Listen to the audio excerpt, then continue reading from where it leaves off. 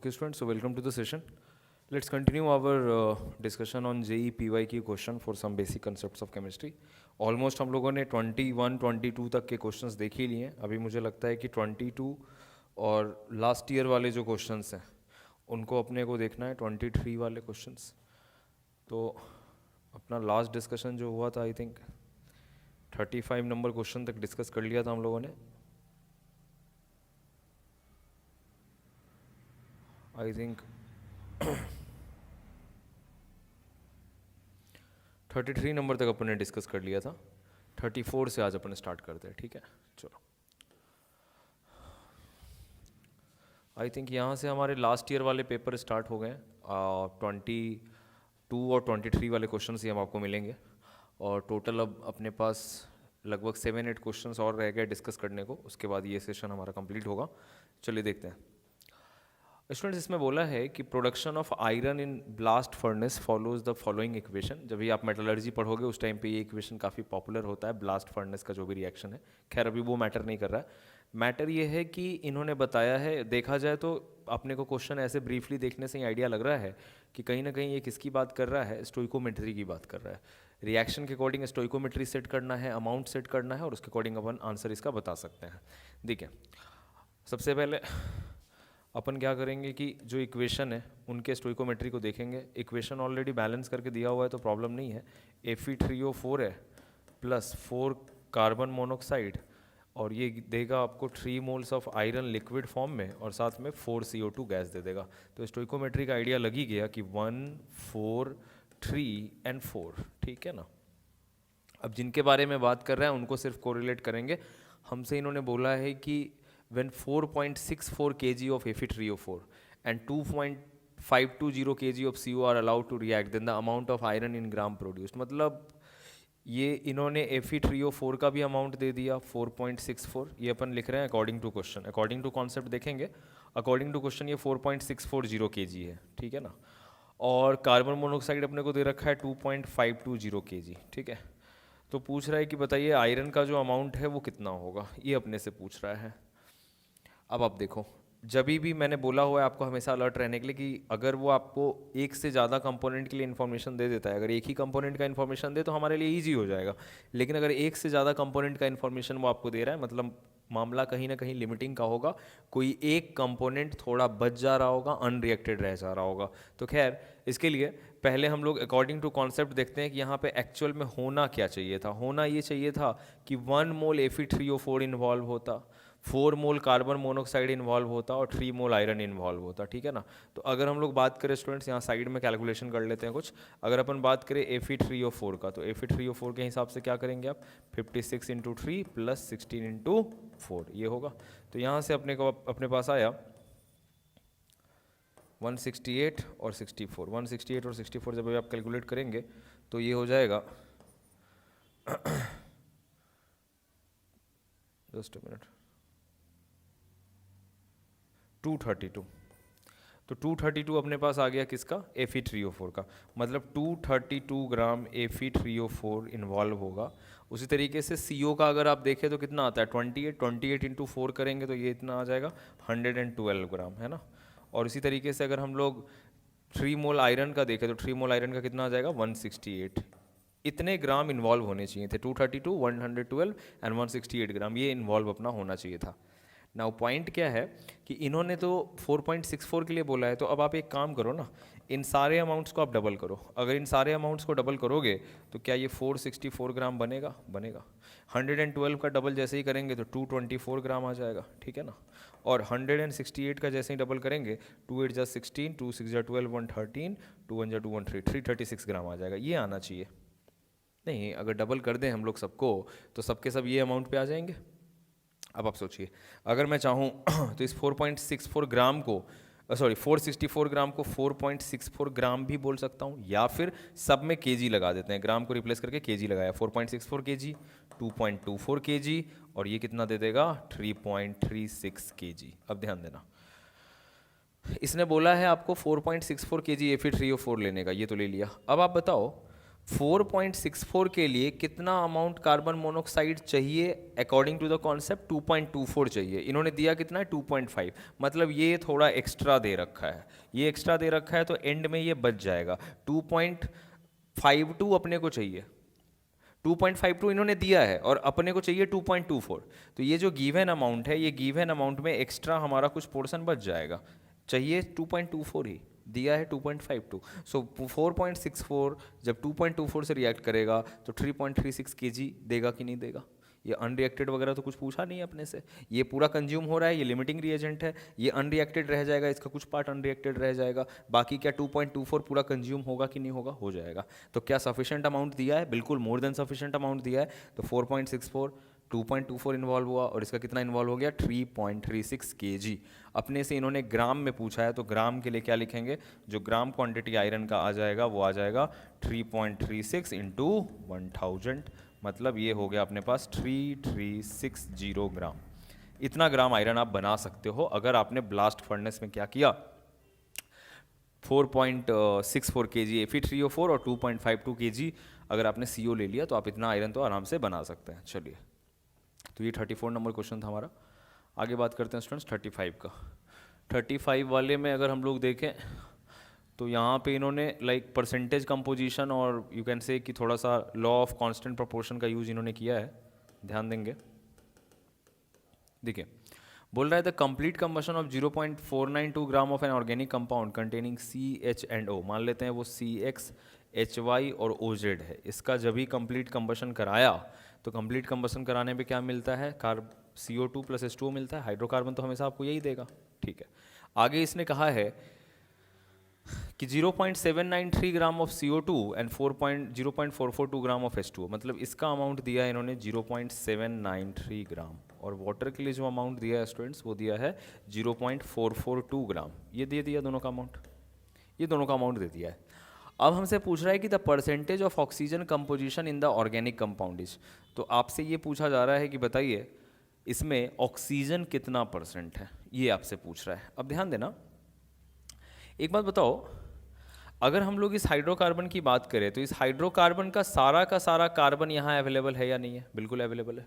और इसी हाइड्रोकार्बन का टोटल हाइड्रोजन इस जगह पे ट्रांसफर हो गया है कि नहीं हो गया है? हाँ, ऑक्सीजन अपन देख सकते हैं हाइड्रोकार्बन में भी है, इस जगह पे भी है, इन दोनों में भी है, तो वो कैलकुलेट कर पाना थोड़ा कॉम्प्लिकेटेड है। लेकिन अगर अपन बात करें कार्बन के अमाउंट का या हाइड्रोजन के अमाउंट का, तो वो क्या प्रिसाइजली हम लोग बता पाएंगे? नहीं बता पाएंगे। मतलब मेरा ये कहना है कि इस इंफॉर्मेशन का यूज करके अगर मुझे कार्बन का अमाउंट पता चलता है तो वो कार्बन का अमाउंट लिटरली इसके अमाउंट को बता रहा होगा, नहीं बता रहा होगा। इसका यूज करके अगर मुझे हाइड्रोजन का पता चलता है तो वो अमाउंट लिटरली क्या इसमें प्रेजेंट हाइड्रोजन के अमाउंट को बता रहा होगा कि नहीं बता रहा होगा। तो हम लोग क्या काम करने जा रहे हैं? CO2 और H2O के मास का जो प्रोपोर्शन आपने निकाला था उसके अकॉर्डिंग काम कर लेंगे। अपने पहले वर्क कर लेते हैं CO2 के लिए। CO2 के लिए अपने को पता है कि कार्बन एंड 2 ऑक्सीजन का रेशियो लेते हैं, मतलब ये 12 हो गया और ये अपने पास कितना हो गया? 16। कई बच्चे इसको ध्यान में भी रख देते हैं और ऑब्वियसली सॉरी, ये 12 हो गया और ये अपने पास हो गया 32, तो ये आ गया अपना 3:8।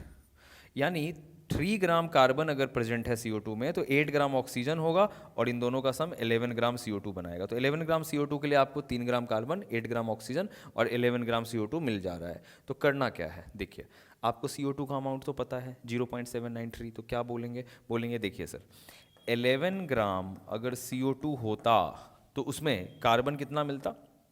उसमें कार्बन मिलता 3 ग्राम, 3 ग्राम कार्बन मिल जाता। बट अगर हमारे पास 0.793 ग्राम CO2 है तो 0.793 ग्राम CO2 है तो कितने ग्राम कार्बन मिल जाएंगे?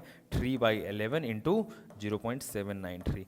तो क्या यहाँ से ग्राम क्वांटिटी ऑफ कार्बन मिल गया अपने को? ग्राम क्वांटिटी ऑफ कार्बन मिल गया, ये स्टेप पहला हो गया।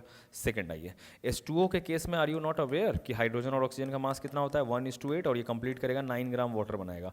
1 gram hydrogen, 8 gram oxygen and 9 gram water. Now literally we can say कि if 9 gram water is there, 9 gram water is there, how many grams of hydrogen is present in that? 1 gram hydrogen will be present. तो अगर आपके पास इतने ग्राम H2O है, 0.442 ग्राम H2O अगर हमारे पास है तो कितने ग्राम हाइड्रोजन मिल जाएंगे? 1/9 इंटू 0.442 ग्राम हाइड्रोजन मिल जाएगा।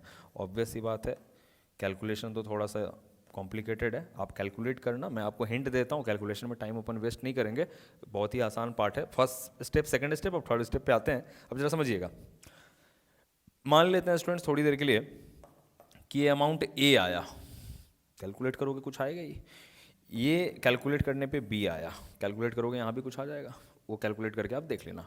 अब जरा सोचिए, क्या मुझे हाइड्रोकार्बन के अंदर कितने कार्बन प्रेजेंट है वो पता चल गया। क्यों? क्योंकि ये जो CO2 का अमाउंट है और इसका हेल्प लेकर के जो हमने कार्बन का अमाउंट निकाला है, वो कार्बन का अमाउंट यहाँ प्रेजेंट है। ये जो H2O का अमाउंट है, ये हेल्प लेकर के जो हाइड्रोजन का अमाउंट निकाला है, वही हाइड्रोजन का अमाउंट यहाँ प्रेजेंट है। तो क्या बोला जा सकता है? अपन बोल सकते हैं कि अब बारी है मास ऑफ ऑक्सीजन निकालने का। और ये मास ऑफ ऑक्सीजन कहाँ का? जो गिवन कंपाउंड है उसके अंदर का। ये रहा हमारा गिवन कंपाउंड। इस गिवन कंपाउंड का क्या मास अपने पास अवेलेबल है? यस, 0.492 ग्राम। तो अपन बोलेंगे 0.492 ग्राम में से, ये 0.492 है पूरा, इस 0.492 में से कार्बन के अमाउंट को भी हटा दीजिए, हाइड्रोजन के अमाउंट को भी हटा दीजिए, मतलब -A -B जो भी आएगा, A और B कैलकुलेट करके वो देख लेना।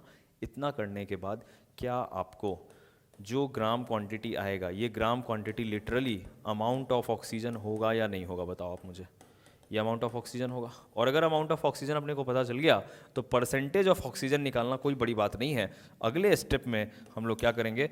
परसेंटेज ऑफ ऑक्सीजन निकाल लेंगे। कैसे निकालेंगे? मान लेते हैं ये कैलकुलेट करके D आया, देख लेना कैलकुलेट करके। तो परसेंटेज ऑफ ऑक्सीजन क्या हो जाएगा? Mass of oxygen by total mass. Total mass ये रहा 0.492 इंटू 100। इसको सॉल्व करेंगे तो फाइनली जो आंसर आ जाता है अपने पास, वो आ जाता है 46। नियरेस्ट इंटीजर में बोला है, मतलब ये 46% के आसपास आ जाएगा, 45 47 जो भी है, देख लेना यार अपने अकॉर्डिंग। मेनली यहाँ पे फर्स्ट स्टेप ये इन्वॉल्व हुआ जहाँ हमने ग्राम क्वांटिटी ऑफ कार्बन निकाला, फिर सेकंड स्टेप ये इन्वॉल्व हुआ जहाँ ग्राम क्वांटिटी ऑफ हाइड्रोजन निकाला। जैसे ही ग्राम क्वांटिटी ऑफ कार्बन और हाइड्रोजन का आइडिया लग गया, हम लोगों ने थर्ड स्टेप तुरंत ही मास ऑफ ऑक्सीजन निकाल लिया इस गिवन कंपाउंड में। और इस गिवन कंपाउंड में मास ऑफ ऑक्सीजन क्या होगा? उसका मास माइनस कार्बन का मास माइनस हाइड्रोजन का मास। इस पूरे कंपाउंड में कार्बन हटा दिया, हाइड्रोजन हटा दिया, तो बचेगा क्या? ऑक्सीजन। अब ऑक्सीजन का जो अमाउंट हमारे पास आया, क्या परसेंटेज नहीं निकाल सकते? वैसे करके अपन ने क्या किया है, यहाँ पे परसेंटेज निकाल दिया। हाँ, कैलकुलेटिव पार्ट है, थोड़ा सा कॉम्प्लिकेटेड है, बाकी देख लेना यार अप्रॉक्स वगैरह लेकर के, है ना। तो 35 यहाँ पे सॉल्व होता है आपका। आगे बात करते हैं 36 नंबर के लिए। 36 नंबर का क्वेश्चन फॉर्मेट देखने से ही पता चल गया, ऑप्शंस वगैरह देख के, कि कुछ इंपीरिकल मॉलिक्यूलर फॉर्मूला वाली बात हो रही है। तो ज़रा देखेंगे इसमें। अपने को बोला कि कोई कंपाउंड ए है, उसमें हाइड्रोजन है, साथ में कार्बन है और साथ में नाइट्रोजन है। ये 3 कंपोनेंट उसके अंदर प्रेजेंट हैं। अब हाइड्रोजन जो है स्टूडेंट्स, वो अपने पास परसेंटेज दे रखा है, इसका 8.7% है, इसका 74% है और इसका 17.3% है। मैंने आपको क्या बोला था कि जब भी इंपीरिकल मॉलिक्यूलर फॉर्मूला का क्वेश्चन आएगा तो अगर उसने ग्राम क्वांटिटी दिया तब तो अच्छी बात है, लेकिन अगर वो ग्राम क्वांटिटी नहीं देता है तो टोटल को 100 ग्राम मान के सबको ग्राम में लेके चल लेंगे। बोलेंगे अगर ये 100 ग्राम होता, पूरा ये कंपाउंड अगर 100 ग्राम होता तो आज मैं बोल सकता था कि ये 8.7 ग्राम है, ये 74 ग्राम है और ये 17.3 ग्राम है। ये कर लेंगे। ऐसा करने से फ़ायदा क्या होगा कि नंबर ऑफ मोल्स निकल जाएगा। नंबर ऑफ मोल्स कैसे निकालोगे? 8.7 बाई 1, 74 बाई कार्बन के लिए कितना हो जाएगा? 12, और 17.3 बाई इसके लिए कितना हो जाएगा? 14। अब देखिए यहाँ से नंबर ऑफ मोल्स जो अपने को निकला 8.7, 74 बाई 12 जब भी करेंगे तो ये आ जाएगा 6.16, और 14 से 17.3 बाई 14 करोगे तो लगभग ये 1.24 या 23 के आसपास आ जाता है। चलिए 1.23 ले लिया। क्या अभी अपने को होल नंबर मिले? क्या नहीं मिला। अभी भी ये क्या है? ये फ्रैक्शन में है। अपने को इंटीजर चाहिए, परफेक्ट इंटीजर। तो क्या करना पड़ेगा? अगर फर्स्ट राउंड में नहीं मिलता है तो आप सबसे छोटे वाली वैल्यू से एक बार फिर से डिवाइड करो। तो सबसे छोटे वाली वैल्यू तो 1.23 है, तो इसको भी 1.23 से डिवाइड किया, 6.16 को भी 1.23 से डिवाइड किया, और 1.23 को भी 1.23 से डिवाइड किया। अब देखिए, जैसे ही एक परफेक्ट इंटीजर बना तो बाकी को परफेक्ट इंटीजर बन ही जाना है। अप्रोक्सीमेशन थोड़ा बहुत चलता है और वो लेके चलेंगे। ये लगभग आप थोड़ा आइडिया लगाएंगे तो पता चल रहा है कि 5 हो जाएगा, ये थोड़ा सा आइडिया लगाएंगे तो 7 हो जाएगा। तो क्या यहाँ से अपने को इम्पिरिकल फॉर्मूला, जो इम्पिरिकल फॉर्मूला है वो मिल गया। इम्पिरिकल फॉर्मूला क्या है स्टूडेंट्स हमारे पास, C5H7 एंड N1, मतलब N, C5H7 एंड N1, ये आ गया इम्पिरिकल फॉर्मूला।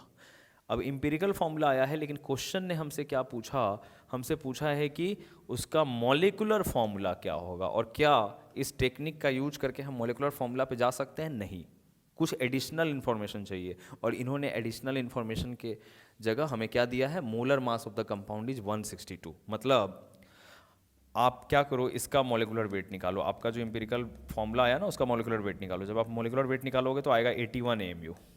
अब जरा सोचो, अगर इसका मॉलिक्यूलर वेट 81 AMU है, जो रियल फॉर्मूला है उस रियल फॉर्मूला का, मतलब जो एक्चुअल फॉर्मूला है मॉलिक्यूलर फॉर्मूला, उसका मॉलिक्यूलर वेट कितना दिया हुआ है इन्होंने, 162 AMU। तो क्या यहाँ से n की वैल्यू लग गया आपको आइडिया कि 162/81 यानी कि 2 आएगा। And we are aware that molecular formula is n times of the empirical formula. तो क्या इस जगह से स्टूडेंट्स अपने को मॉलिक्यूलर फॉर्मूला पता चला। मॉलिक्यूलर फॉर्मूला क्या हो जाएगा, 2 times of that empirical formula which we have got, C5H7N9, C5H7N। तो यहाँ से आया C10H14 और N2, C10H14 एंड N2, मतलब D option will be correct. तो ठीक है, एम्पिरिकल फॉर्मूला का कैलकुलेशन ये होता है। अभी एक हिंट आपको दे देता हूँ, मे बी आगे चल के यूज होगा। कई बार ऐसा होता है कि इवन फर्स्ट बार में तो इंटीजर नहीं मिला, सेकेंड बार में भी नहीं मिलेगा, तो क्या करेंगे उस केस में, फिर अब आप डिवाइड नहीं करना, फिर वैसे केस में आप उसको 2 से या 3 से मल्टीप्लाई करना, डेफिनेटली आपको इंटीजर मिल जाएगा। और अगर नहीं मिला तो इसका मतलब क्वेश्चन ही गलत है, और नहीं तो कहीं आप कैलकुलेशन में कुछ प्रॉब्लम करके बैठे हो, और नहीं तो आप पूरा अप्रोक्सीमेशन लेके नहीं चल रहे हो, आप पूरी की पूरी वैल्यू पकड़ के चल रहे हो। जैसे इसको सॉल्व करोगे तो 5.01 आएगा, तो अपन थोड़ी 5.01 लेने जा रहे हैं, 5 लेके आगे बढ़ गए। यही काम अपने को करना है, ठीक है ना। तो 36 आउट हो गया यहाँ पे। अब आइए 37 की बात करते हैं। देखिए, the moles of methane required to produce 81 gram of water after complete combustion is.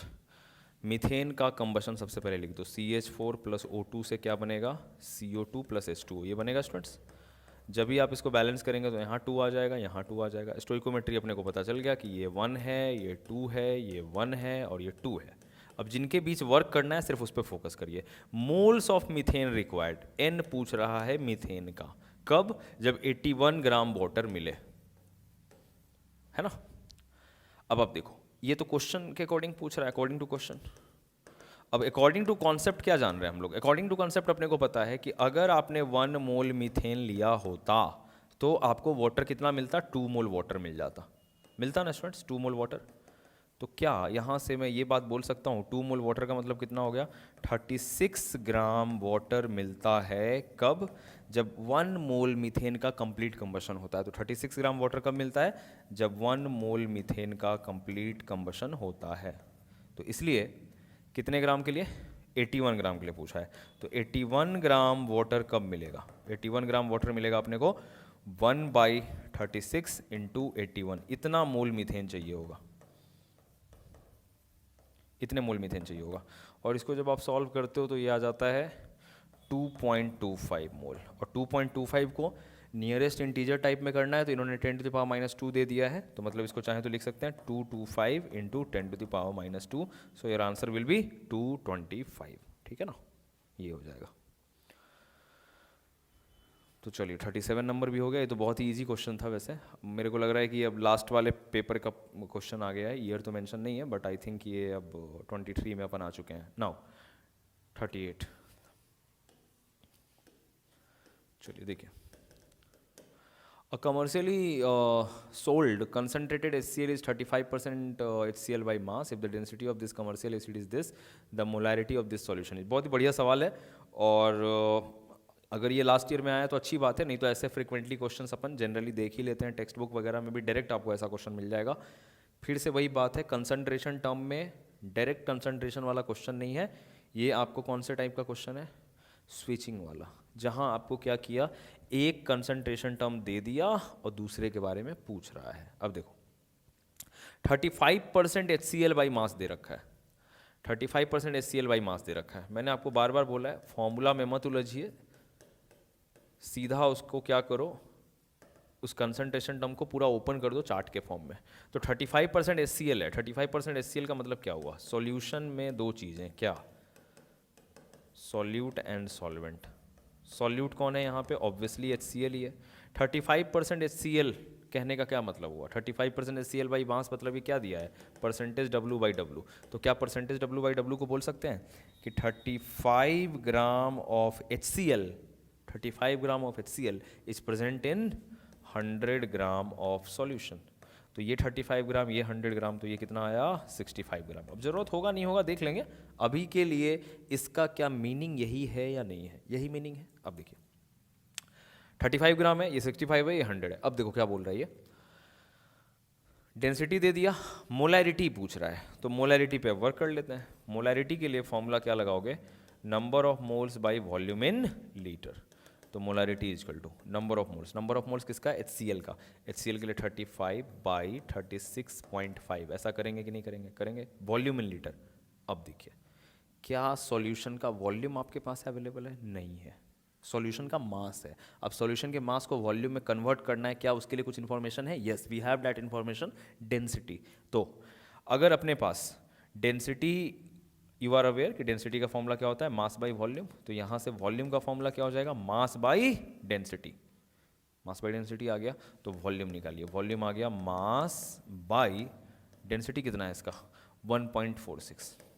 तो क्या ये इतने ml वॉल्यूम को रिप्रेजेंट कर रहा है कि नहीं, उस सॉल्यूशन को आप 100 ग्राम कह लो या फिर 100 बाई 1.46 ml कह लो, बात एक ही है। सो 35 बाई 36.5, अब यहाँ पे वॉल्यूम कितना है 100 बाई 1.46, तो यहाँ लिखेंगे 100 फिर ऊपर में 1.46, और ये वॉल्यूम एक्चुअली ml में है, तो ml में है तो इसको कन्वर्ट फिर से किस में करना पड़ेगा, लीटर में, तो लीटर में कन्वर्ट कर दिया। इसको जैसे ही सॉल्व करेंगे आपको मोलैरिटी मिल जाएगा। बाय द वे दिखने में ये लग रहा है कि कॉम्प्लिकेटेड है, ऐसा जैसा कुछ भी कॉम्प्लिकेशन नहीं है, बहुत ही इजी कैलकुलेशन है इसका। एक्चुअली में स्टूडेंट्स ये 1.46 36.5 को 25 टाइम्स कट कर देता है। अपार्ट फ्रॉम डैट अगर हम लोग बात करें तो ये यहाँ से इतने आ गया, मतलब ये हो गया हमारे पास 350/25, और 350/25 का मतलब क्या हुआ, 350/25 का मतलब बहुत ही आसान है, ये आ गया अपने पास 14। तो क्या हुआ, मोलैरिटी कितना आ गया 14 m, तो C option will be correct. तो कुछ भी नहीं था, हम लोग कहीं फॉर्मूला का कुछ भी यूज नहीं किए, जो दिया है उसको थोड़ा सा ओपन कर लिया, ओपन करके अपने को इसका आइडिया लग गया। मैंने हर बार आपको बोला है कि ऐसे मैपिंग अगर आप कर लेंगे कंसंट्रेशन टर्म का तो आपके लिए कहीं ना कहीं थोड़ा इजी हो जाता है, ठीक है ना। चलो अब आते हैं 39 नंबर पे। देखिए बोल रहा है कि अब protein A contains 0.30% glycine, molecular weight this, the minimum molecular mass of the protein is. बहुत ही इजी क्वेश्चन है ये, अपने को पता है कि percentage of any element in a given compound क्या होता है बताइए, ये होता है wait of that element by total weight उस कंपाउंड का इंटू 100, यही होता है ना। अब जरा सोचो, percentage of any element in a given compound, इन्होंने कहा कि एक एलिमेंट प्रोटीन ए है, सॉरी एक प्रोटीन है जो ग्लाइसिन कंटेंट करता है, तो परसेंटेज ऑफ एनी एलिमेंट या परसेंटेज ऑफ एनी कंपोनेंट, कोई भी कंपोनेंट भी वो हो सकता है, तो वो जो पूरा का पूरा प्रोटीन है उसमें तो 0.3% ग्लाइसिन है। ग्लाइसिन हालांकि खुद ही क्या है, एक कंपाउंड है, तो कंपाउंड है तो उसका मोलिकुलर वेट डिफाइन होगा। तो क्या मैं अभी फिलहाल यहाँ पे एलिमेंट की जगह सीधा कंपोनेंट लिख दूँ तो आपको कोई प्रॉब्लम है क्या, कोई प्रॉब्लम नहीं है। कंपोनेंट, तो weight of that component, percentage दे रखा है, दोनों में अप्लाई कर सकते हैं, कोई प्रॉब्लम वाली बात नहीं है। परसेंटेज दे कितना रखा है भाई, 0.30%, तो 0.30 is equal to weight of that component, weight of that component, weight of that component कितना है भाई, वेट उसका है 75। अब आप एक बात बताओ, इन्होंने आपसे क्या पूछा है, minimum molar mass. Minimum molar mass कहने का क्या मीनिंग है, कहने का ये मीनिंग है कि अगर उस प्रोटीन का एक भी मॉलिक्यूल प्रेजेंट हुआ तो मिनिमम मॉलिक्यूलर मास निकल जाएगा। तो हमने क्या किया, कंसीडर कर लिया कि इसका एक ही मॉलिक्यूल प्रेजेंट है, तो 75 × 1 टोटल वेट उस कंपाउंड का, उस कंपाउंड का जो टोटल वेट है वही तो निकालना है इंटू 100। यहाँ से जो टोटल वेट आ जाएगा वो आ जाएगा 75 / 0.30 इंटू 100, ये आएगा। अब इस जगह से अगर अपन देखें तो ये 25 टाइम्स चला जाता और फिर इधर से 2500, फिर 200 और आ जाता, तो 25,000 उसका मॉलिक्यूलर वेट आ जाएगा। किसका? उस प्रोटीन का जिसके अंदर इतने % ग्लिसिन प्रेजेंट है। तो 25,000 इसका मॉलिक्यूलर वेट हुआ। ऑब्वियसली NV टाइप है तो इन्होंने कुछ किया होगा, 10³ दे दिया, 10³ दे दिया, तो अपने को क्या करना चाहिए, 25 कर लेना चाहिए, है ना। तो सही आंसर है 25 × 10³ NV में ये जाएगा 25, देख लो। तो ये हुआ हमारा 39 नंबर क्वेश्चन। स्टूडेंट्स आगे बढ़ते हैं 40।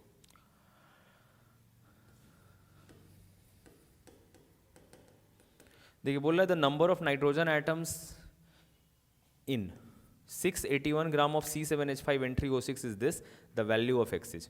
हमारे पास वो जो कंपाउंड है वो कौन है, वो है C7H5 N3O6।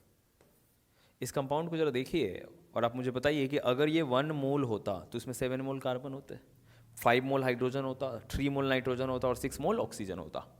अगर ये कंपाउंड 1 मोल है तो सबके ये कॉरेस्पॉन्डिंग मोल्स को ही तो रिप्रेजेंट करता है।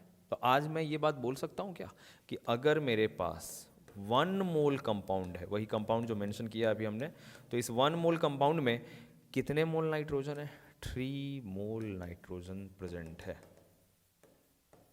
3 मोल नाइट्रोजन प्रेजेंट है। अच्छा, अब देखना है कि ये कितना मोल दे रखा है। अपने को बोला इसने कि 681 ग्राम, 681 ग्राम है, तो 681 ग्राम है तो नंबर ऑफ मोल्स निकालने के लिए क्या करना पड़ेगा, mass in gram by molecular weight. Molecular weight किसका, इस कंपाउंड का। तो इससे क्या हमें नंबर ऑफ मोल्स मिलेगा कि नहीं मिलेगा। तो देखिए मास इन ग्राम कितना दे रखा है, 681, और इसका मोलिकुलर वेट आप कैलकुलेट करो। इसका जब भी आप मोलिकुलर वेट कैलकुलेट करोगे, कैलकुलेट करना पड़ेगा, इन्होंने दिया नहीं है आई थिंक क्वेश्चन में, तो कैलकुलेट कर लेते हैं। C7H5 N3O6, ठीक है ना। तो 12 × 7 + 5 × 1 + 14 × 3 + 16 × 6, ये कर लेंगे। हाँ, यहाँ से मेरे को ऐसा लगता है स्टूडेंट्स, जस्ट अ मिनट,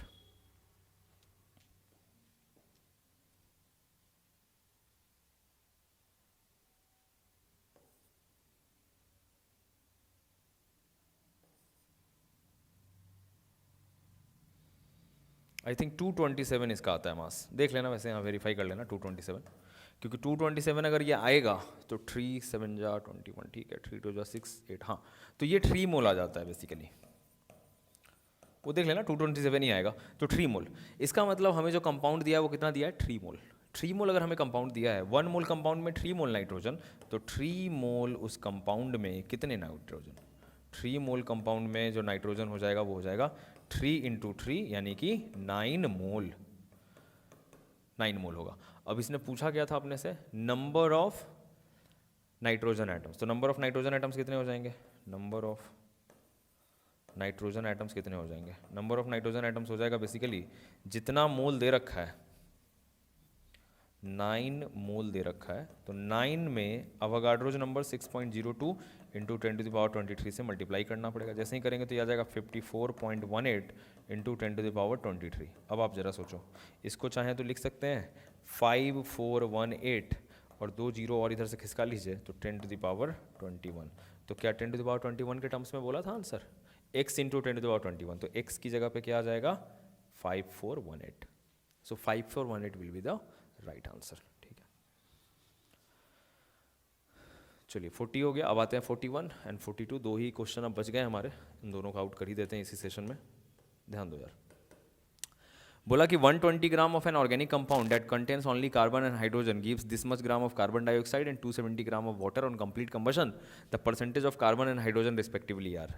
अभी थोड़ी देर पहले हम लोगों ने एक क्वेश्चन किया था जहाँ पे एक अननोन हाइड्रोकार्बन बर्न हो रहा था और आपको CO2 और H2O दिया था। उस CO2 और H2O का हेल्प लेकर के क्या आपने amount of carbon, amount of hydrogen निकाला था, नहीं निकाला था? बिल्कुल वैसे ही क्वेश्चन है ये, और उससे ईजी है क्योंकि यहाँ कैलकुलेशन भी आपको परेशान नहीं करेगा। 23 का क्वेश्चन है ये। देखिए, ऑर्गेनिक कंपाउंड जो भी है मान लेते हैं वो सिर्फ कार्बन और हाइड्रोजन कंटेंट कर रहा है, ऑक्सीजन तो है ही नहीं, तो और इजी हो गया क्वेश्चन ये। मतलब ये CXHY है। जब इसका कंबशन हुआ स्टूडेंट, तो कंबशन होने के बाद अपने को क्या दिया? CO2 दिया और साथ में H2O दे दिया। अब देखो ये कितना ग्राम दे रखा है? 120 ग्राम इसका अमाउंट दे रखा है। CO2 का अमाउंट कितना दे रखा है? इसने बोला है कि 330 ग्राम कार्बन डाइऑक्साइड निकलता है, और वाटर जो आता है हमारे पास वो आ जाता है 270 ग्राम। तो हमें ये बताना है कि अगर ऐसा चल रहा है तो कार्बन और हाइड्रोजन के कितने परसेंटेज इसके अंदर है, ठीक है ना?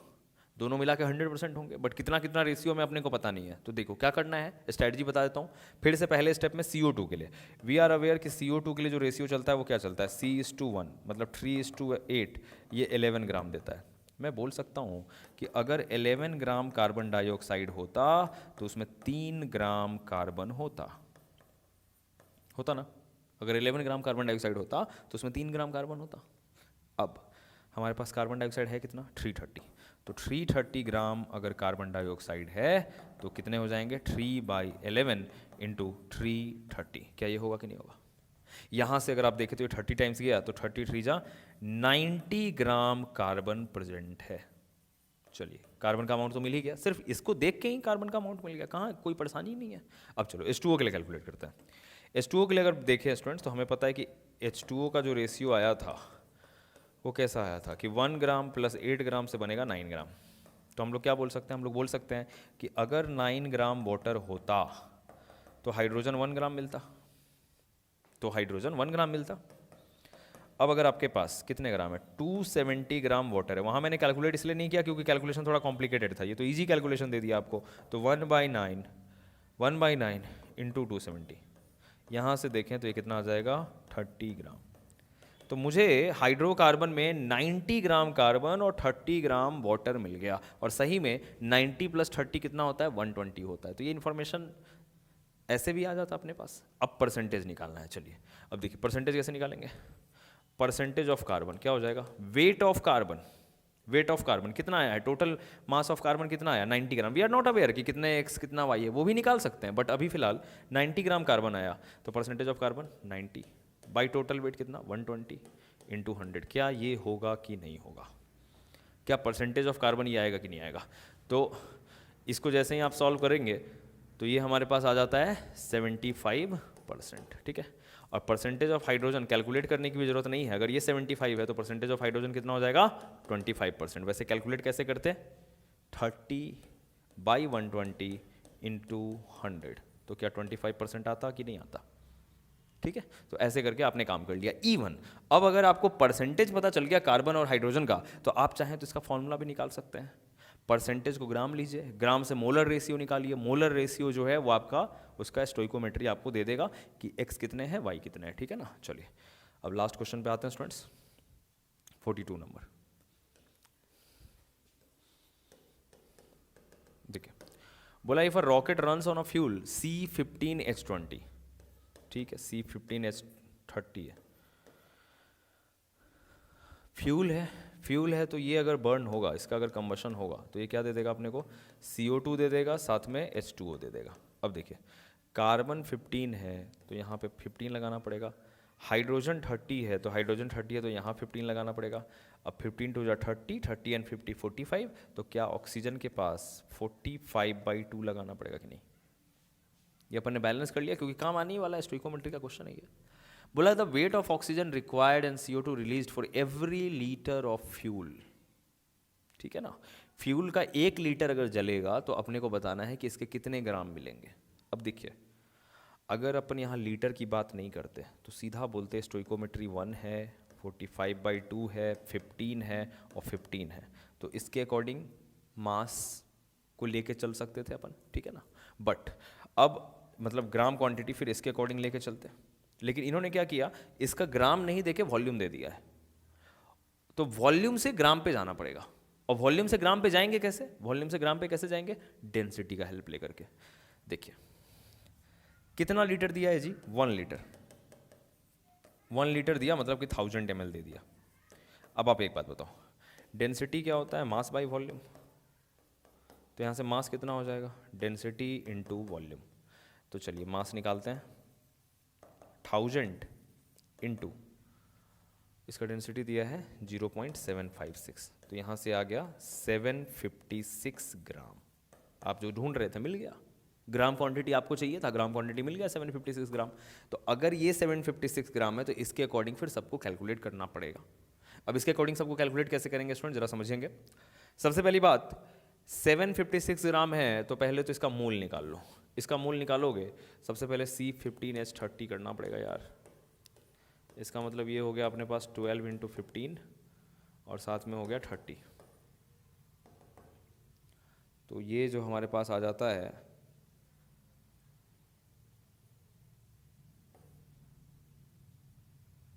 180 + 30 यानी कि 210। 210 इसका मास आया। अब एक बात बताओ, जाहिर सी बात है कि 210 ग्राम अगर ये होता तो 1 मोल होता। दिया कितना है? 756 ग्राम। तो नंबर ऑफ मोल्स कितने हो गए? नंबर ऑफ मोल्स हो गए 756/210। किसका? फ्यूल का नंबर ऑफ मोल निकल गया। अब फ्यूल का अगर नंबर ऑफ मोल निकला है तो आपको फाइंड आउट क्या करना है? आपको एक तो फाइंड आउट करना है वेट ऑफ ऑक्सीजन रिक्वायर्ड। जरा देखो तो, अगर ये 1 मोल होता तो 45/2 चाहिए था। तो आज अगर ये इतने मोल है तो इतना इंटू 45/2 चाहिए। तो ग्राम क्वांटिटी, पहले मोल निकाल लेते हैं। तो मोल ऑफ ऑक्सीजन कितना चाहिए? अगर ये 1 मोल होता तो 45/2, अगर इतने मोल हैं तो कितने हो जाएंगे? 756/210 इंटू 45/2। इतने चाहिए नहीं चाहिए? इतने मोल चाहिए, इतने मोल चाहिए। ग्राम कितना चाहिए?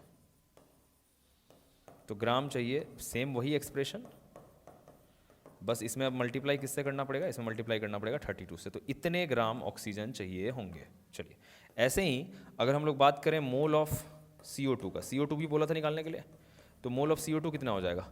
अगर ये 1 होता तो ये 15 था। आज अगर ये 756/210 है तो 756/210 इंटू CO2 का CO2 का मोल कितना है जी? CO2 का मोल है 15, यहाँ 15 हो गया। अब आप बताइए, क्या यहाँ से ग्राम क्वांटिटी ऑफ CO2 नहीं निकाल सकते? ग्राम क्वांटिटी ऑफ CO2 कितना निकल जाएगा? 756/210 इंटू 15 इंटू 44, इतने ग्राम।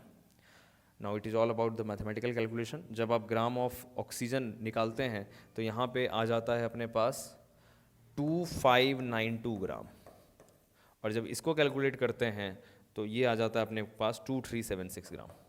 आप लोग वेरीफाई कर लेना एक बार वैसे। सो मेरे हिसाब से सी ऑप्शन यहाँ पे करेक्ट होना चाहिए, ठीक है। तो आप देखिए, ये जो क्वेश्चन था ये भी स्टोइकोमेट्री पे बेस्ड था, बस थोड़ा सा दिमाग अपने को लगाना था।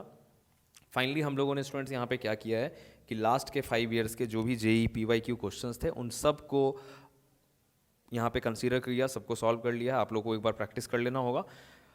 Apart from that, let me say this to you at the end of this video that कुछ क्वेश्चंस लाइक मेरे को लगता है कि अगर अपन 19 से 2023 तक में NV सब इसमें इंक्लूड कर लिया है, मेरे को ऐसा लग रहा है कि 4-5 क्वेश्चंस हम लोगों ने इंक्लूड नहीं किया। जैसे 4-5 क्वेश्चन में कौन कौन से क्वेश्चंस इंक्लूड नहीं किया? कुछ इलेक्ट्रोकेमिस्ट्री के क्वेश्चंस थे उनको हटा दिया, कुछ रेडॉक्स वाला क्वेश्चंस था उनको हटा दिया।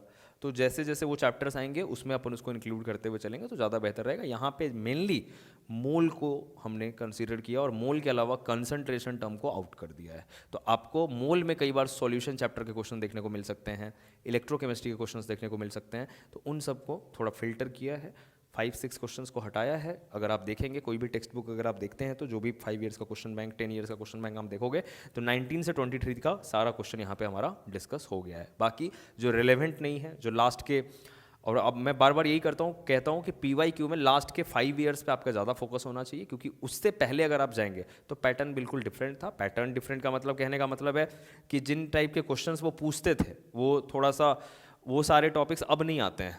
तो अपने को लास्ट 5 ईयर्स वाले क्वेश्चन पे ज़्यादा फोकस करना चाहिए। तो ओवरऑल हम लोगों ने इसको डिस्कस कर लिया, ठीक है। चलो, तो यहाँ से कंक्लूड करते हैं students. Now it's your turn कि आप अपने साइड से इसको प्रैक्टिस कर लें। चलिए ठीक है, let's conclude the session. Thank you.